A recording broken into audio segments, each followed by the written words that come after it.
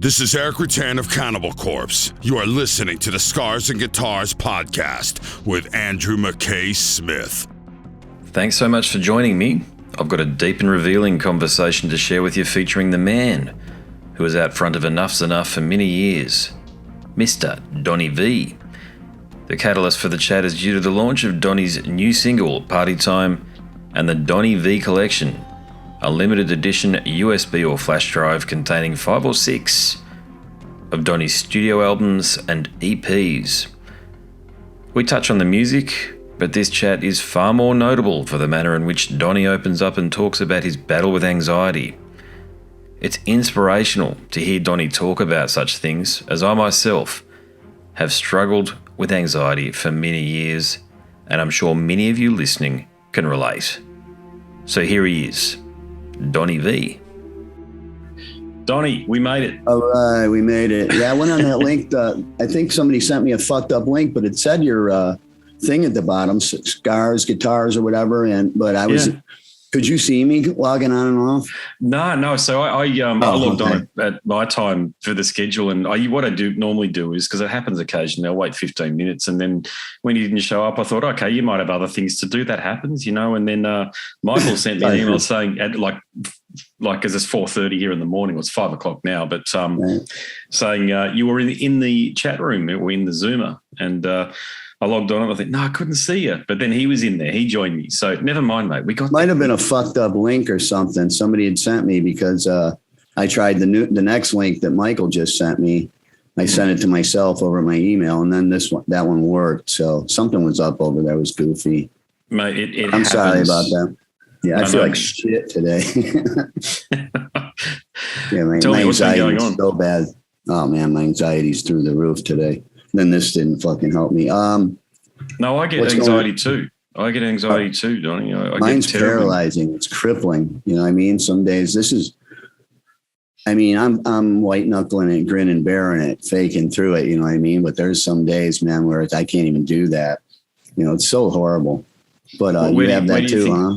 Oh, I do, mate. Yeah, it's fucking horrible, mate. I take something called Inderal, which calms my nerves. I don't know whether you've heard of that drug, but it actually does work.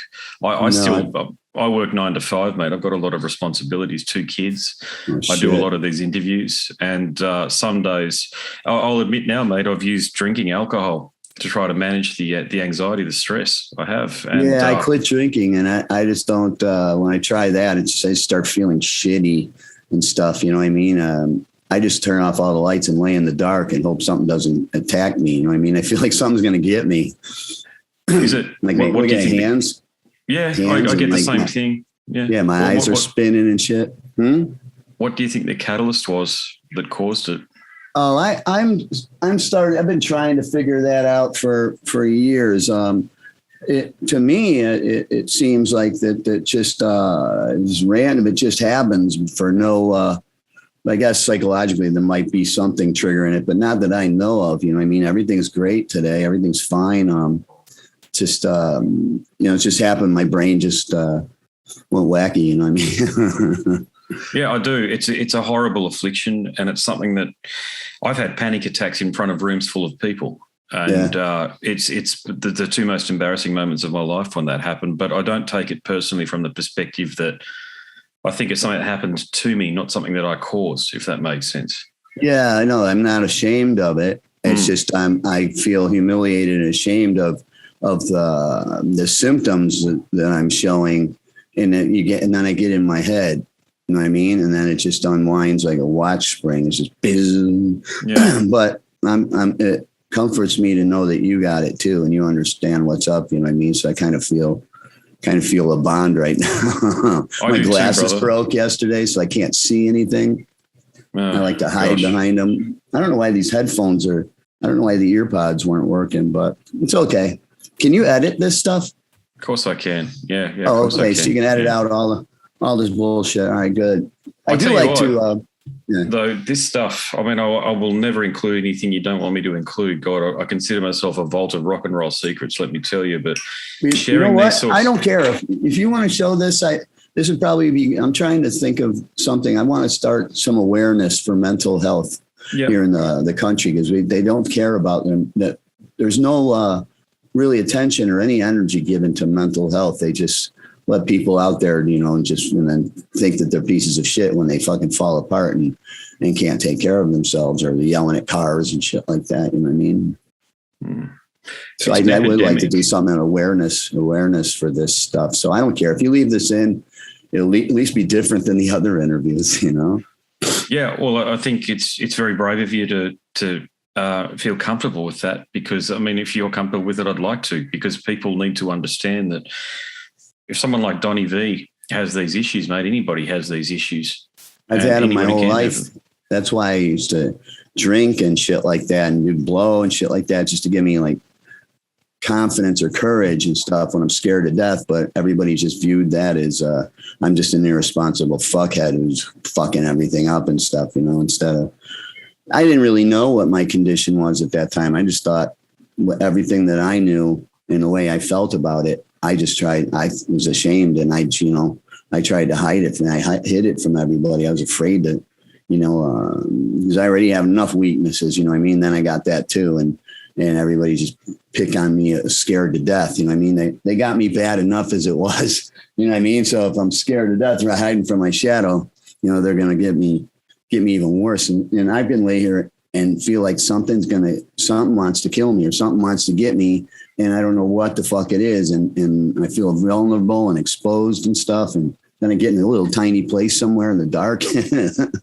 You know, it's fucked up. But yeah, at least this interview will be different than a lot of them. I want to come to Australia really bad. Yeah, I can't believe you haven't been here. That's something you've got fans here. I know the diet Enuff Z'Nuff came over there, I heard, right before the pandemic, and I'm sorry about that. It's not my fault. Yeah, I'm not going to slam and rip on him though. It's all good. Your debut is very popular in Australia. I mean, Enuff Z'Nuff's debut was very popular over here. It caused, really? It had a big impact. Yeah, there are a lot of bands that after that came out that changed their sound, because I think that was the meeting point between, certainly the image is one thing, and you get asked about the image all the time, so I won't go down that pathway. Oh, the image?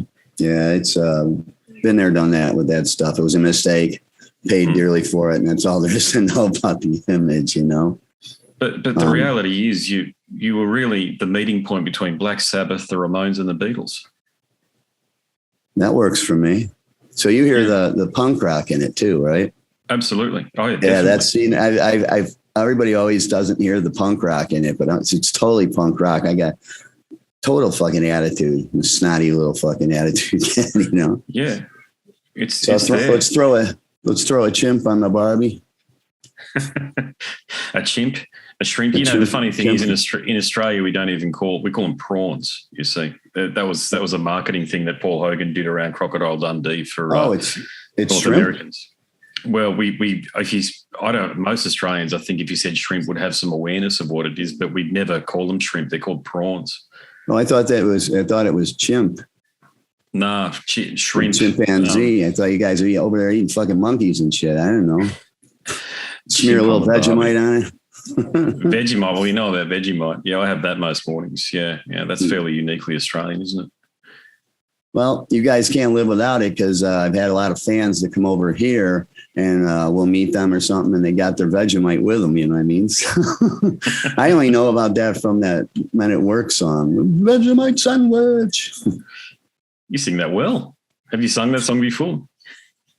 Just fucking around, you know what I mean? That's how he sings. Oh, my shit's clipping out. Sorry. You're right. I can't see anything. Yeah, he was great though. They just came and went so fast, you know. But I've seen him like in Ringo's band or some shit like that. Yeah. Holland Day. Yeah, I liked them.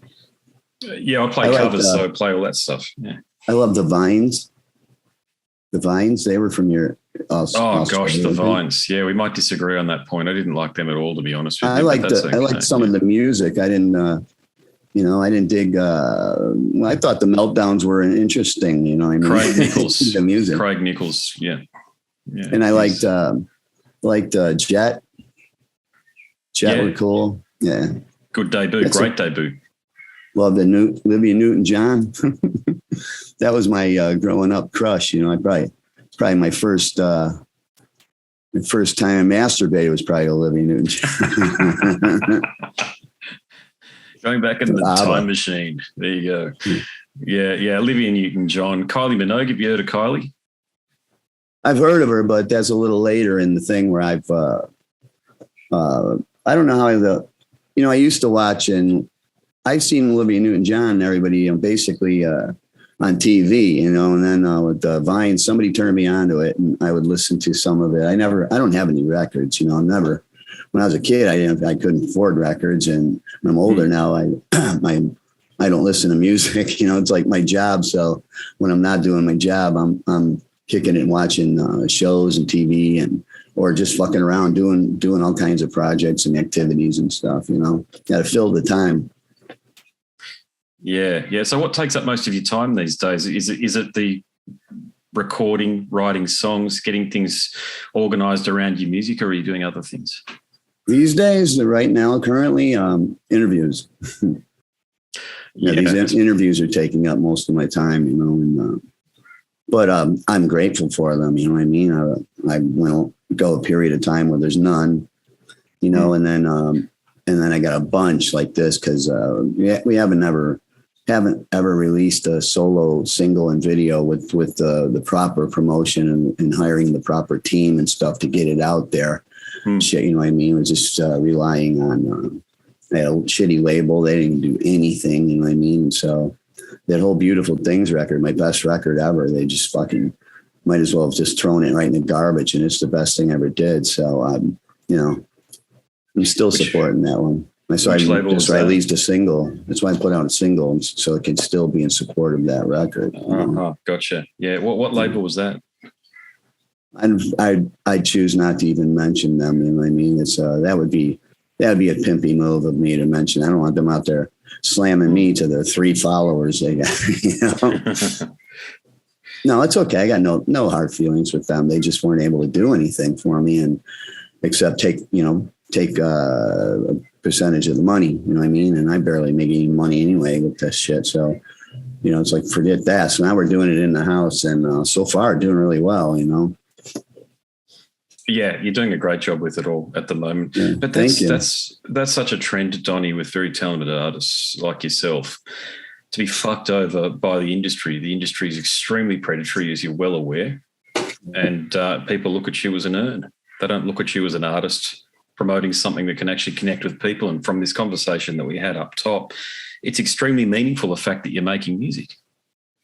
Well, that's all I care about.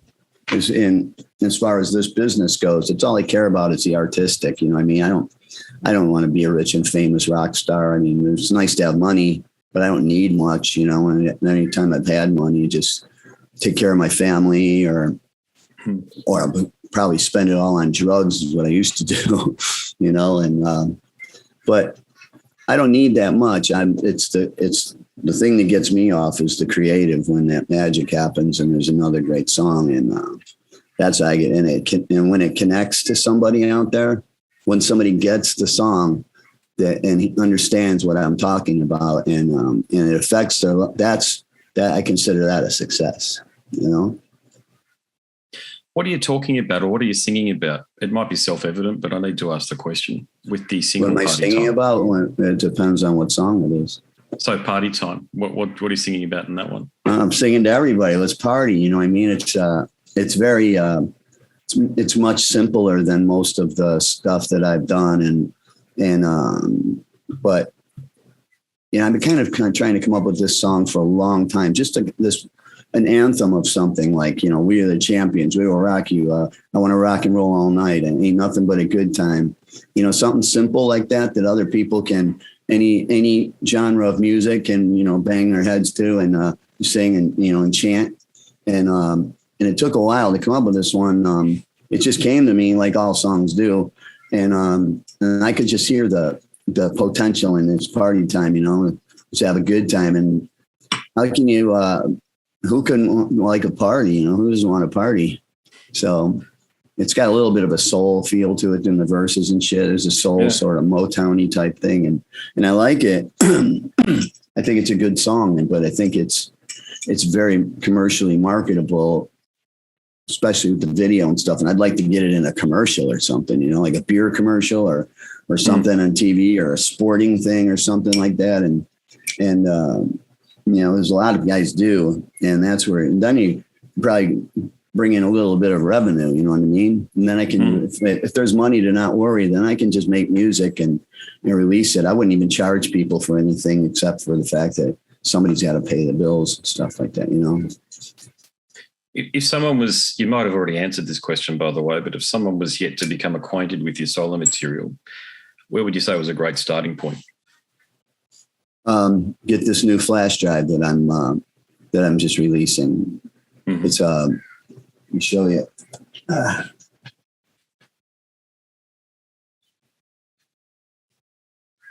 Just releasing this. I already put out the pre-sales. I can't see anything. This is my flash drive. Yep. This little thing that goes into the thing. You know what I mean? Yeah. So this is also a meet and greet and VIP and shit laminate if you come to my shows.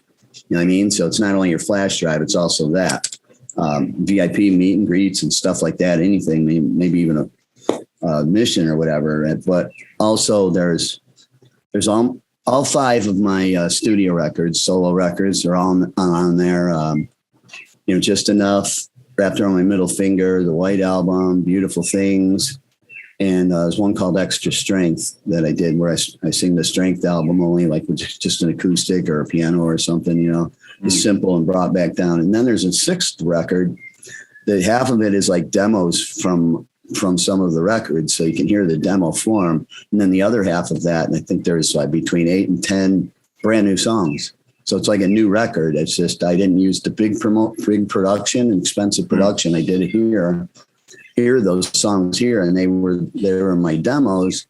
But I mean, anybody that's buying this thing is probably going to be a pretty decent fan, you know, big fan stuff. So the demos, they're listenable. They sound good. You know what I mean? They're just not all that super, you know, like my last record. You know, but you know, that costs $15,000-$20,000 to get that record to sound that good. You know what I mean? So if you can hear it and get because in like the 60s and 70s, they didn't have all that, you know, I mean, the sound of some of these records and stuff, it's the parts.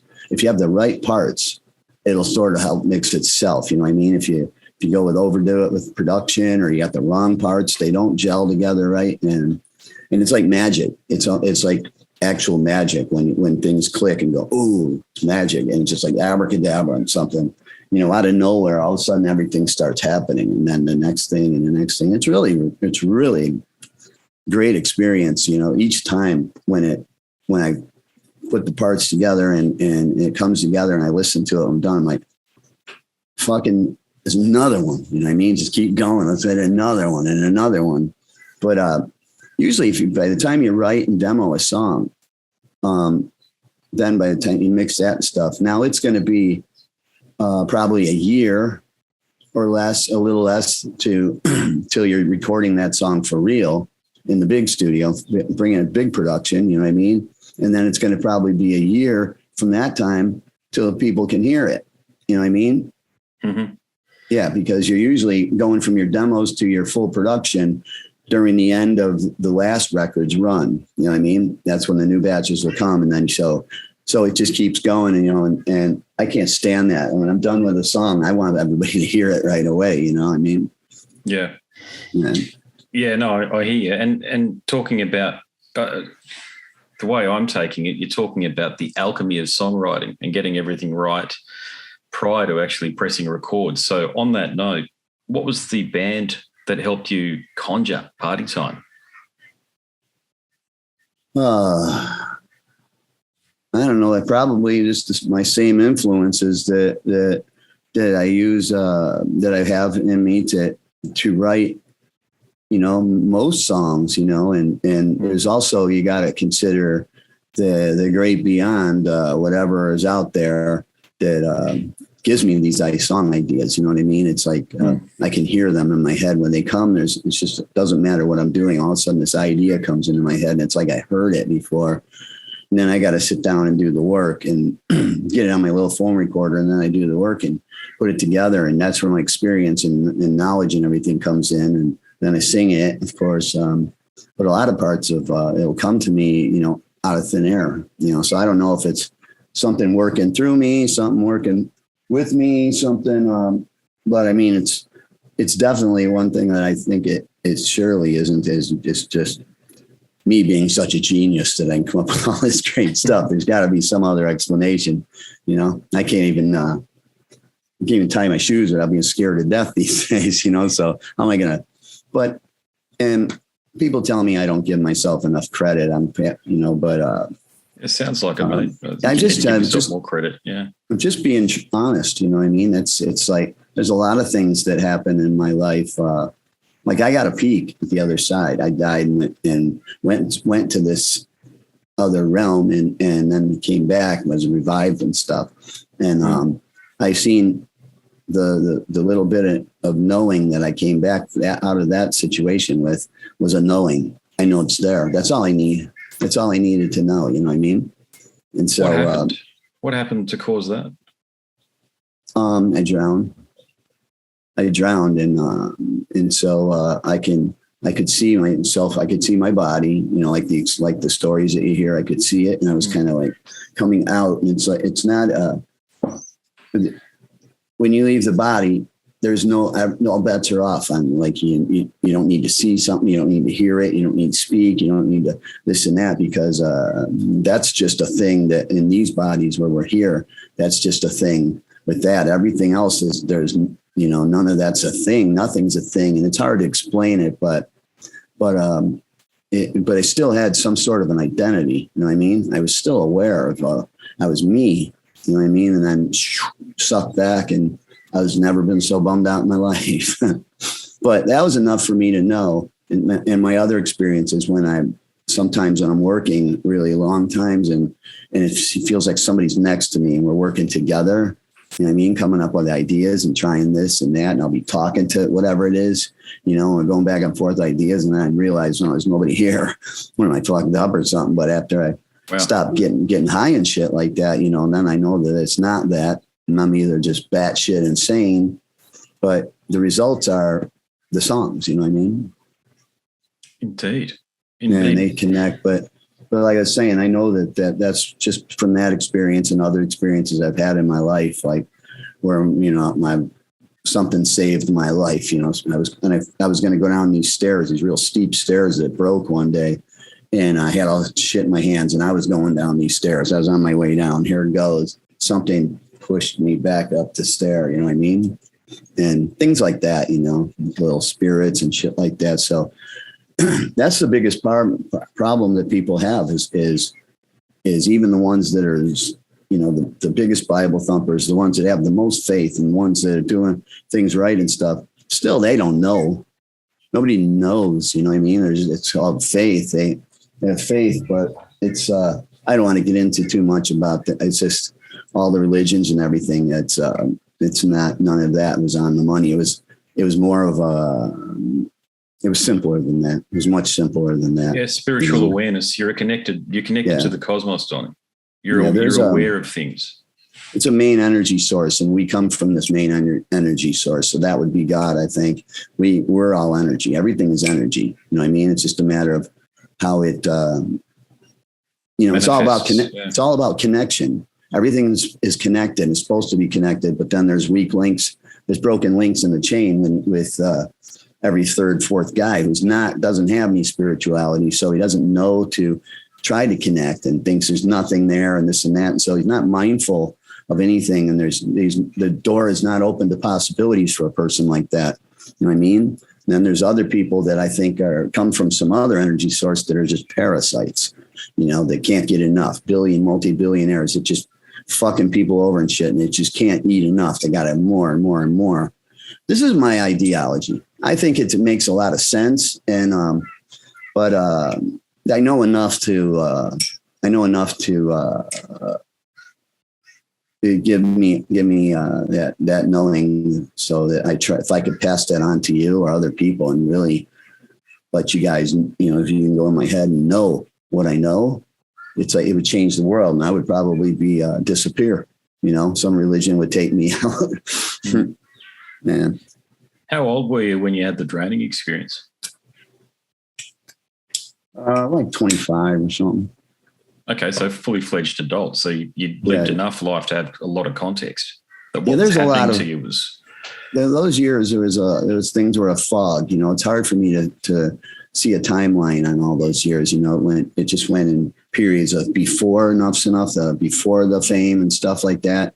Then my life then, which was that was terrible, and then there's the big years, and that's all one big bloke and one big wash, and then it's the years afterwards that I see it. So I picture everything in like three big memories with stories in between of each. And then there's now, which is everything's totally different. There's no drugs. There's no, the drinking and all the chicks and all the, the whole debauchery and stuff that I loved so much, but that's, you got to let a lot of that go and get older and stuff and trying to hang in there. And, as long as I keep it cool and I keep myself in the right frame of mind and the right environments and the right people around me and stuff, then I don't have any worries of going back to that kind of life. I don't need meetings. I don't need to go to NA. I don't need this and that because I've such a distaste for it. I did it so long and turned it into such an ugly, messy piece of shit of a fucking life. You know what I mean? Even when the good things were happening, I still felt lonely and I still felt, it's them against me and stuff. And that would be the case often. And it's the vicious circle, the anxiety that would come with that, you know what I mean? And then, but I always, even though it's like being around people, it freaks me out. It scares me. I'm scared the whole time. I'm signing things. I'm taking pictures and stuff. And it's like, I'm brave facing it, you know what I mean? But with the fans, at least with the fans, I feel connected and they make me right away. They make me feel okay. And it's safe. I feel safe with my fans and I feel, safe and, like, just like with you, immediately you told me you had this anxiety stuff. I felt like a bond right away, a connection with you, you know what I mean? And that makes me able to relax and you know what I mean? I do understand. And I think I do, brother. But I think a lot of my issues stem from growing up, my experiences as a kid. And that's probably the same for you. You spend your adult life getting over your childhood. That's basically what it is. My childhood was shit, a cliche, just a shitty upbringing, not upbringing, the wrong kind of supervision when I was supervised and then no supervision, you know what I mean? And then boom, into this other, then all of a sudden I'm Donnie Vie and, MTV and radio and stuff. And it's just, everything whizzes by and I've never been prepared or caught up for something when something happens. I've never been ready for it, except now. Now I am, but although a lot of the opportunities and the possibilities and all this other shit with the business and everything like that, a lot of them are gone and dead. You know what I mean? It's but I still now I'm able to. I forget what I'm saying. No, you're talking very eloquently about the issues that you faced growing up and how that morphed into. Oh yeah, your career took over then, and then you probably haven't. I think what happens is that we bury things, mate, and then as we grow a lot older and we become more vulnerable and aware of who we are in relation to what we are not, a lot of those vulnerabilities, mate, they just come to the surface, and the tough guy in us just tries to shove it back down, but it just bubbles up like a bloody volcano. Yeah, and then it blows. The pressure's got to go somewhere, and when it blows, it's a fucking shit show. You know what I mean? But up until then, you're just like hanging on by a thread a lot of times, and of course, the self-medicating takes on a life of its own. So you're like two different people. You're yourself, and then there's this other person on top of you that's fucked up and stuff. But it gets to a point where that part of you is running the show, and the other one doesn't make as much of an appearance. You know what I mean? Yourself. And so it's not you're really not present in it. And it's kind of like I'm observing and watching the movie like everybody else is perceiving me. Excuse me. It's like I'm watching a movie. You know what I mean? That is so true. That is the best description I've ever heard of anxiety. Honestly, Donnie, that's exactly what it's like. You take on the third person, the persona of the third person, and you watch yourself have this experience, and you think, why can't I control this better than I can control it? Why can't I stop it? Yeah, it's like, see, nowadays what I do is when people ain't around or something like that, I'm narrating, or I'm directing, like a director, and I'm directing myself. All right, you got to do this. All right, let's change in the guitar strings. All right, take this E off, and I'm talking to myself.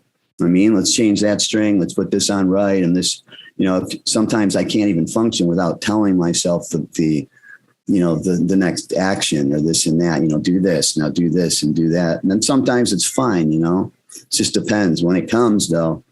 And what usually these bouts of anxiety, they come on, and sometimes it'll last for a week. Sometimes it'll just last for a day, but you're so revved that when I would come out of that, instantly I go into a certain period of depression. You know what I mean? Because things build up on you, and I'm scared of the phone. I'm scared to take care of business. I'm not going in my emails. I'm not doing this and that. So that shit's building up and coming at me like, why aren't you taking care of your emails? Why aren't you answering your texts? Why aren't you doing your things and stuff like that? And like today, I would have blown this off today, just the way that I felt and everything, but I'm not doing that anymore. And through the grace of God, you happen to understand that shit. You know what I mean? So I'm sure there's a lot of people out there that do. And that's what I was saying earlier, that there's not enough awareness for mental health.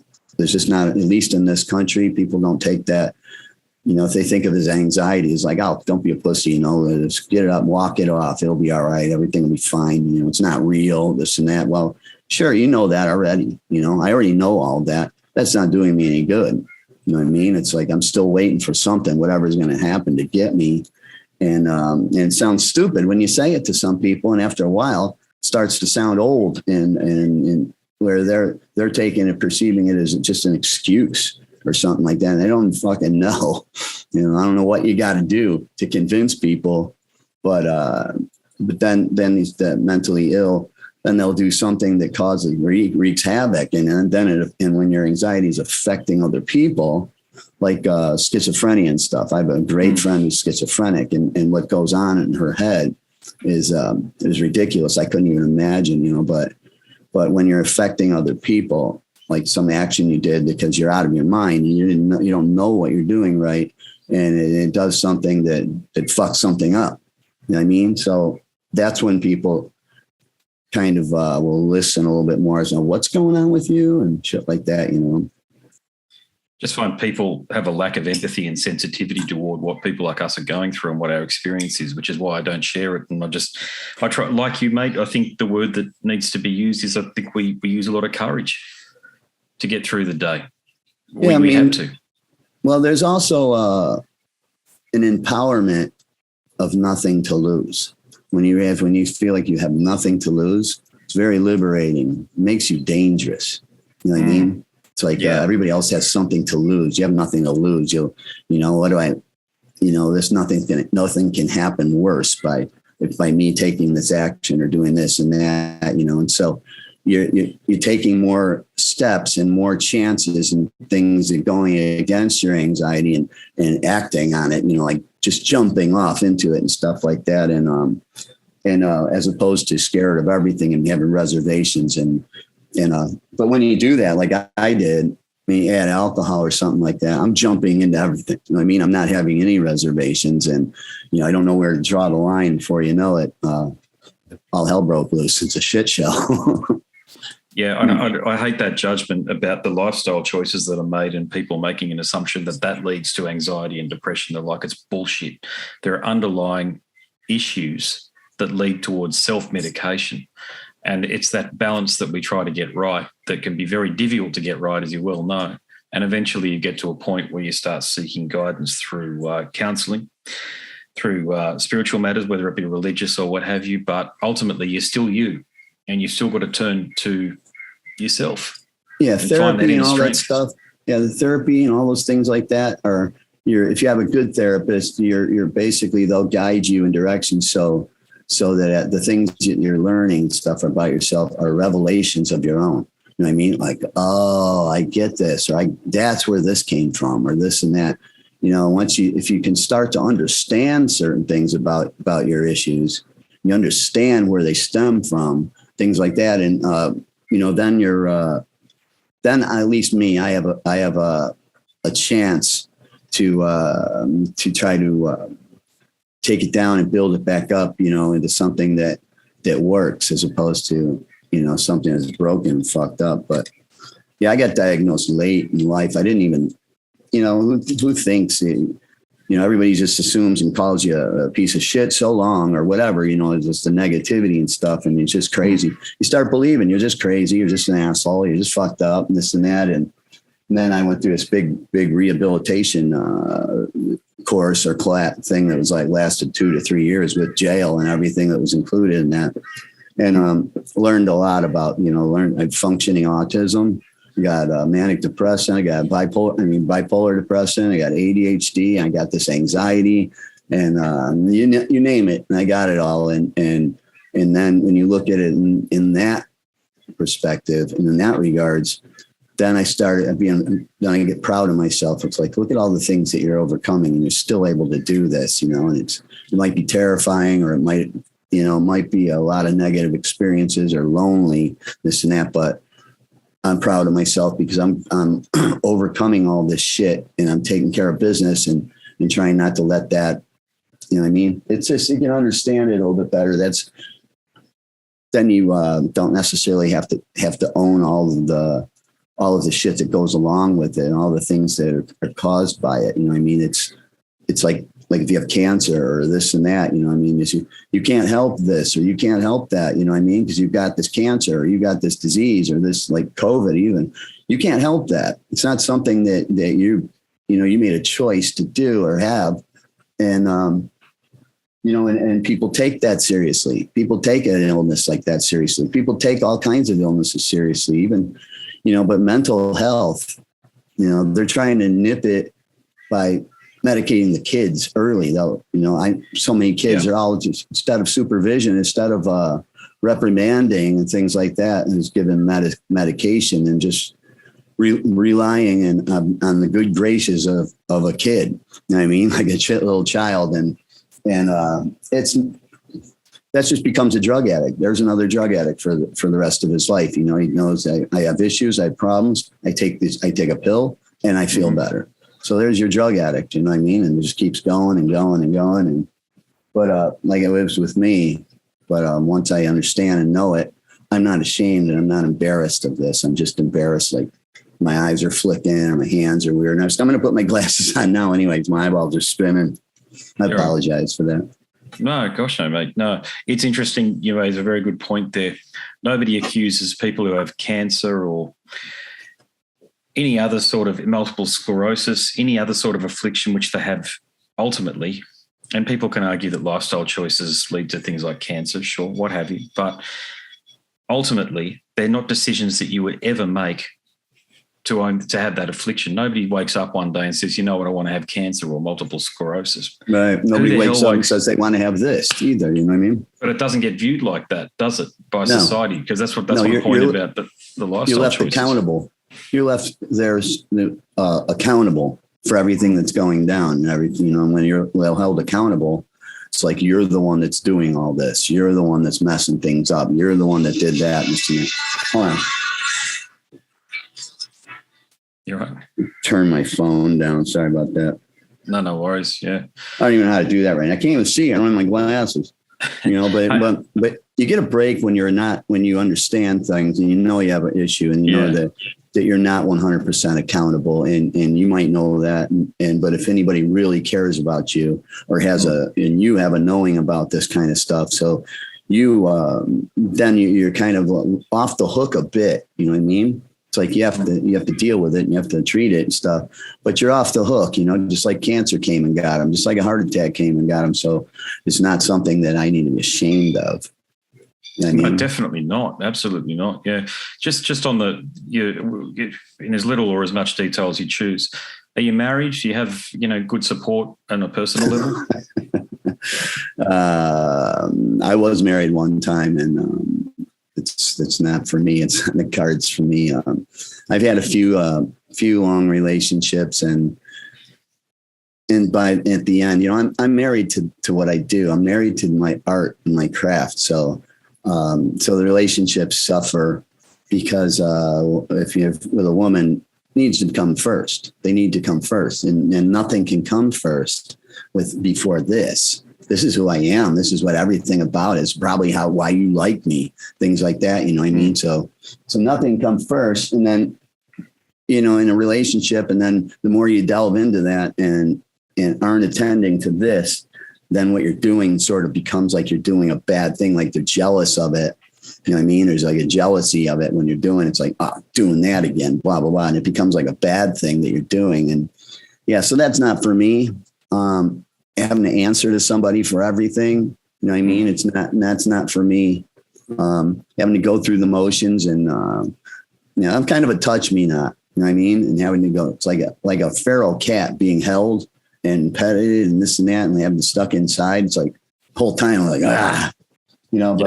but I have been in love one time, and it was pretty strong and is powerful and is wonderful of a feeling that true kind of love is. It's also very dangerous because that particular thing, if it's that powerful up, it has the power to be that powerful down. I mean, and where it takes you out, you're just debilitated, there he goes. There you got once again to the mental health and stuff, but no, relationships are great. I believe in everybody should have one, but it's not necessarily for me, Yeah, no, I'm hearing you. But you've got a good support network around you these days. You've got some good mates, as we say. I do these days. I got this close circle of people who all really believe and believe enough to put the energy in to help me. And if I didn't, I don't have the wherewithal or the responsibilities to do anything. You know what I mean? I just fucking fuck off all day, So I need these people around me, and I know, and I can trust them because I've had people around me in the past who have been in my circle that I trusted and with my life and wasn't looking. And those are the ones that have stuck it in my back, and because you're not looking at them, you're not paying attention. You're looking for everything else because these guys are, these are in your team, you're in your corner, you know what I mean? But that's the ones that hurt the most, and that changes your whole, changes your whole perspective and how you are able to trust this person or give everything to this person or reservations or just beaten down where you're damaged. You know what I mean? You're damaged for the rest of your life. And that's what's been happening. But fortunately, I got really good people around me right now, and I feel safe and protected as long as I do my job, It's been long. It's been a long, hard life. It's been a really long time, with struggling with shit like that, Yeah, I can hear you, mate. Yeah, no, you've been incredibly brave talking about these things in this conversation. But Michael's asked me to do a hard stop. What time's it over there now? Is it about 2:45 p.m.? Yeah. Yeah, he's asked me to do a hard stop at 10 to 3, so 5 minutes time. So unfortunately, I've got to wrap things up. It's a shame because there's plenty more things that I'd love to talk about. We haven't even touched on. Listen, you have my email now.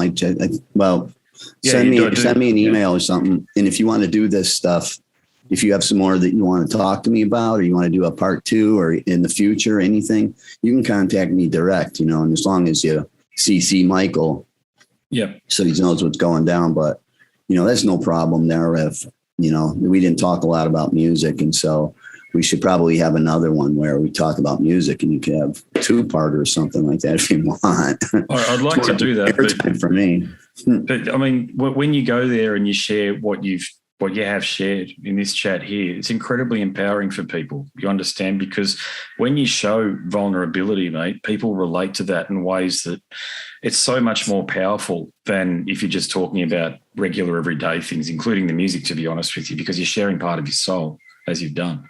Yeah, well, usually it's like, how did you first meet Chip? How did you do this? What was like your referred record? Blah, blah, blah. How do you write your songs? This and that. Now it's like, what do you got going on? What's part? How did you do the video? How'd you do this and that?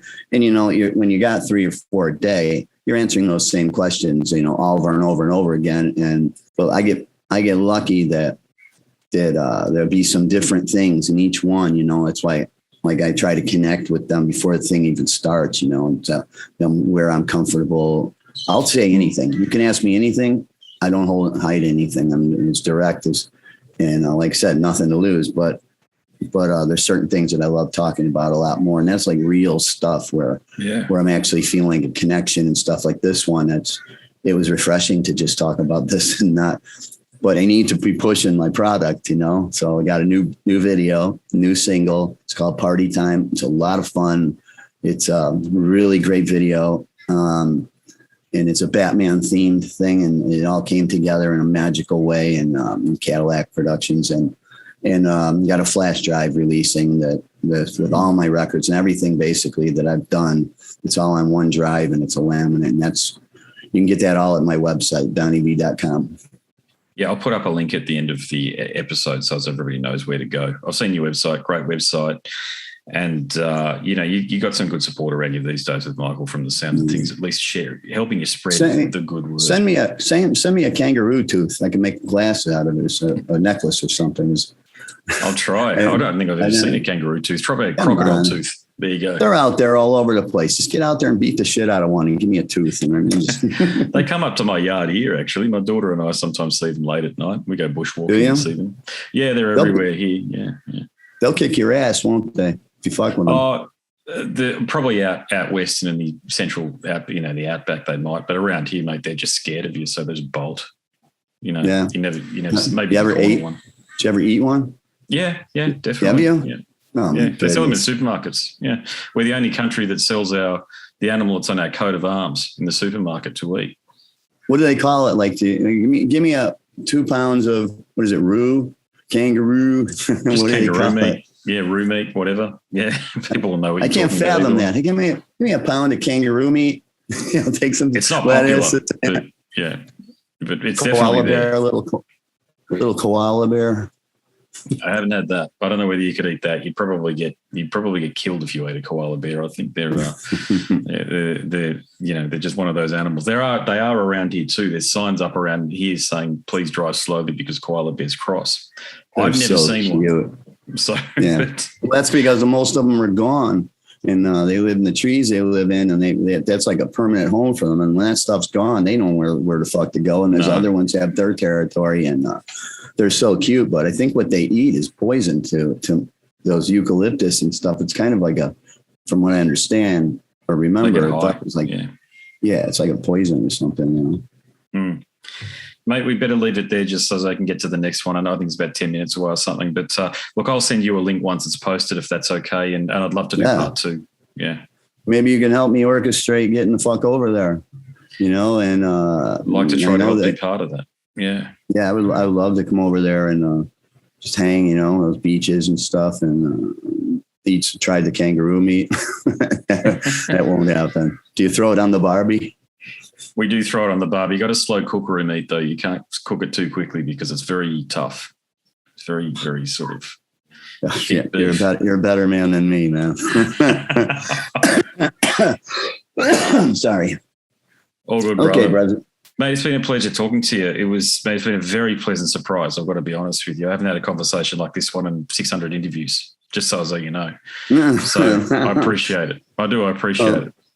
Thank you. I appreciate it too. I actually feel better after venting some of that stuff and talking to you about it. It just felt like we were having a discussion about some common issue that we have. And then when I start thinking about it, everybody will be watching this conversation. I start getting in my head. I'm like, oh shit, that was, I didn't talk about anything except this shit. But mate, all right, man. There are so many interviews out there of you talking about your music. It's refreshing for something a bit different, something that we've connected on. But let's keep in touch anyway, Donnie. I'd like to do that. Andy, it's been great pleasure meeting you, and thank you so much for thinking of me and giving me some more exposure out there. And maybe if I could reel in some of the people with anxiety, there's a lot of those to turn them into fans. Mm-hmm. But if you like one thing that I do, get this flash drive, because if you like one thing, you'll love them all. Yeah. Agreed. Yeah. No, I'm going to check it out for sure, mate. So I love your music. Please keep making the music, but let's catch up sometime for round 2. Right on, brother. Thank you. All right, thanks, brother. Okay. Good day, mate. No worries, mate. Gotcha. Easily one of my favourite conversations that I've had for the podcast. Thanks, Donnie, for going there. I appreciate it, mate. Yes, indeed. So if you suffer from issues relating to anxiety, panic attacks, maybe depression, that sort of thing, I hope that conversation there gave you some deep insight from Donnie's perspective, and I guess I added my own 2 cents as well. Yes, I've had 2 panic attacks in my life and they were fucking awful. So you are totally captive to that experience, and I wouldn't wish it on my worst enemy, to be quite honest with you. Maybe my worst enemy. Maybe not my second worst enemy. There you go. Anyway, if you like that conversation, there's not too many more just like that one over at scarsandguitars.com. I can tell you that now because that was quite unique. But there are many more conversations featuring musicians from the world of rock and metal and beyond. If you had to wrap your ears around, scarsandguitars.com is the website again. If you could like, subscribe and share, I'd appreciate that. It all helps, but even better, leave a nice comment. My name's Andrew Mackay-Smith and I'm the host of the Scars and Guitars podcast series. Until next time, it is a very goodbye for now.